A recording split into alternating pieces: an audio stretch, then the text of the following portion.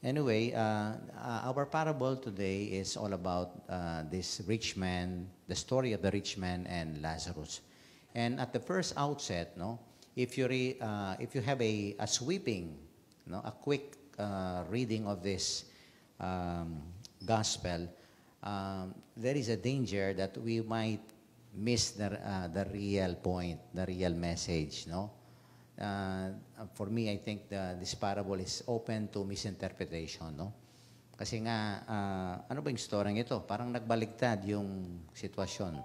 Sabi nga, may expression dito, yung gulong ng palad. Ngayon, humahalakhak ka. Pero later on, di ba? Ngayon naman, malungkot ka. Pero later on, it might change. Ito. There was a reversal of fate, a reversal of situation at the end of the story. No, itong rich man na ito, ano ba yung misinterpretation dito? Parang if you try to read this quick in a very quick way, parang kung ano ba, mayaman ka, naku diretso ka sa impyerno. Okay? O kaya kung namang mahirap ka, ay diretso ka sa langit. No, but I think we are getting the wrong message if we believe, no, that is the correct interpretation. Hindi po 'yon, no? Father, bakit nagpunta po ng impyerno itong mayaman na to? Come to think of it, wala namang sinasabi itong ating ebanghelyo that he is a corrupt person, no? That he was able to amass, no, his wealth into illegal o kaya yung sa corruption. Wala naman. Siguro, he earned his living the hard way. Magsikap kaya ito, yumaman, no? And I think that makes him, in a way, a good person, no? And at the same time, wala namang ginawang masama dito kay Lazarus, di ba? He was not arrogant or whatever, cruel, no? Hindi naman niya pinagsisipa yung itong mahirap, no, yung kawawang si Lazarus. And yet, ano ba ang nagdala sa kanya? No, this place of torment. And I think ito po, no, parati nating napapakinggan itong message na ito, no, sa parable na ito.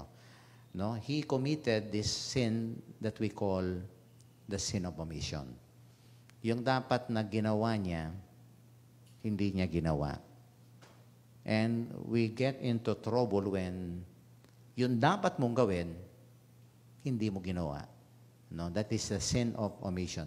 That's why kanina sa penitential rite, I chose yung I confess to Almighty God. Because we are mentioning that sin, no? In what I have done, that is the sin of commission. In what I have failed to do. Yun ang omission. I failed to do, no, the good things na sana ginawa nitong rich man. Kasi ano lang siya, dead man. He, did not see anything wrong about he was eating a lot. Nagpapakabusog. Pero itong nasa tabi niya, naku, gutom na gutom. No, he was very indifferent. Parang, yun nga, dead man. Wala siyang ginawa. No? He just, basically, he just ignored the existence of Lazarus. Pero alam niya, itong si Lazarus, because later on, tatawagin niya, no? At the next life, di ba? Kakilala niya. Pero parang, kaya si kaso yun, parang mga niya. So that was the thing that really made this rich man, no, go to that place of torment, no? Kaya ito'y para sa akin ang gospel na to, it is both a reminder and also a warning to all of us. No, warning. Kailangan natin kasi yung warning sa buhay natin. Kung minsan madami tayong hindi nagagawa kasi hindi na tayo winarningan. No? Kaya pag may warning, please, give your full attention to it. Lalong-lalo na kung medyo serious na kamukha nito. Di ba? Kaya nga sabi niya, ay, warningan nyo. Itong mga kapatid ko. No, kasi in the next life, sabi niya, I have still 5 brothers. No? So, warningan nyo. Pero sabi nga ni Abraham dito, naku, they have Moses and the prophets. Tayo, ang daming mga warning kung minsan sa buhay natin, di ba? Ito yung salita ng Diyos. It can be a warning to all of us. Pero hardly do we take it seriously, di ba? And we all know what will happen. No, when we ignore yung mga important warnings sa atin, when we ignore them, o kaya we don't mind them, well, you have to suffer the consequences. No? At may ang consequence ito. Ito, wala nang reversal ito, no? Kaya nga, there is sabi nga dito sa gospel, there is a great chasm, no? Separating heaven and hell, na hindi na pwedeng, irreversible, sabi nga. May isang malaking bangin, no? Hindi kayo makakapunta dito, at kami naman, hindi kami makakapunta dyan. So, in other words, in the next life, no, it will happen na wala na tayong magawa. Kaya nga, habang nandito tayo, gawin natin dapat yung kailangan natin gawin. Let us not fail to do the things that are expected of us. Lalong-lalo na ngayong panahon ng Kwaresma, panalangin, fasting, di ba? Almsgiving, ang dami. Lalong-lalo itong almsgiving, no? The care for the poor. Ito yung nakaligtaan itong mayaman ito. Father, how can I be motivated, no, to really help the poor? I think para sa akin ito, there is one effective way, no? And what is that? We should be able to see and to recognize the Lord in the poor. Kailangan kasi makita natin. And I think the rich man, no, failed to see God in the person of Lazarus. Kuminsan kasi totoo naman ito, kuminsan kasi ang Diyos, He's a God in disguise. Okay. Akala natin hindi siya, pero siya pala. Kuminsan kumagamit ng mga disguise ang Panginoon. Maybe the poor, no, He is Jesus in disguise. At kuminsan, kapag hindi natin nakita ang Panginoon sa mga mahirap na kailangan natin tulungan, talagang wala tayong motivasyon. We will fail to do something for them. But, kung makita mo ang mukha ng Diyos sa kanila, makita mo ang Diyos sa kanila. Importante ay madama mo, ito ay ang Panginoon na hihintay o kaya ito nga, no, ng ating tulong. And I think this is very much connected with another parable, no? Yung parable of the last judgment, di ba? I was hungry. Did you feed me? I was thirsty. Did you give me drink? Ito. Kung ano yung ginawa natin, sabi nga, sa ating kapwa, no? Especially the lost and the least and the last, ginawa natin pala sa Panginoon.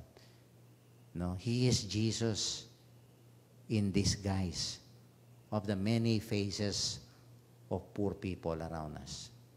Dapat makita natin yan. Paano natin makita, Father? Pananampalataya. No?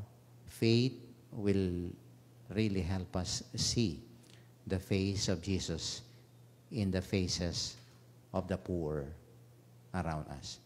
I was reminded by a story, no, by, I think it's Mother Teresa. One day daw may, journalist doon, no? Kasi he was there to observe kung ano yung ginagawa ng mga madre nito.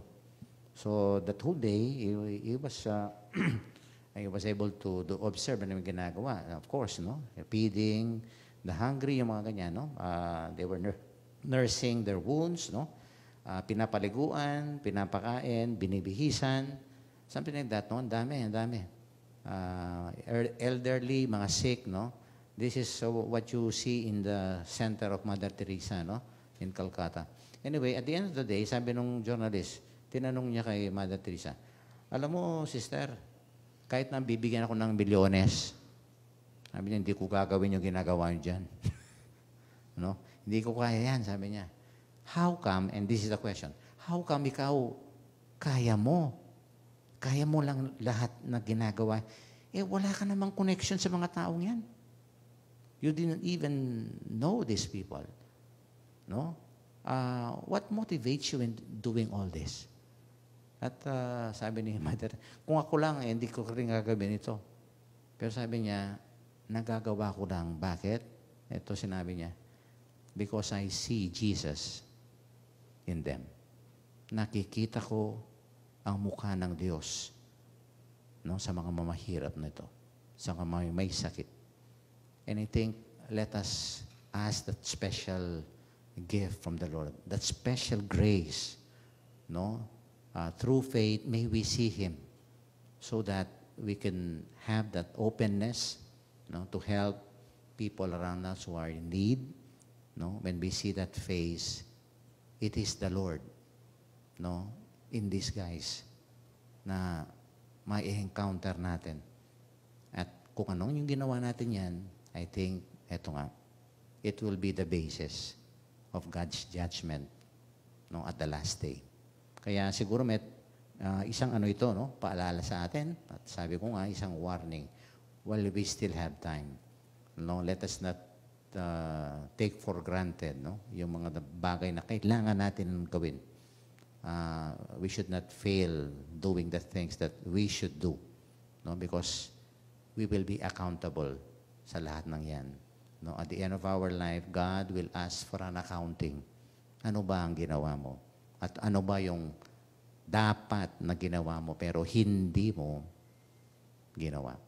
Let this be our reflection, and may this parable once again remind us, no, of that genuine concern for the poor and allowing ourselves, no, to see the face of Jesus in them. Amen.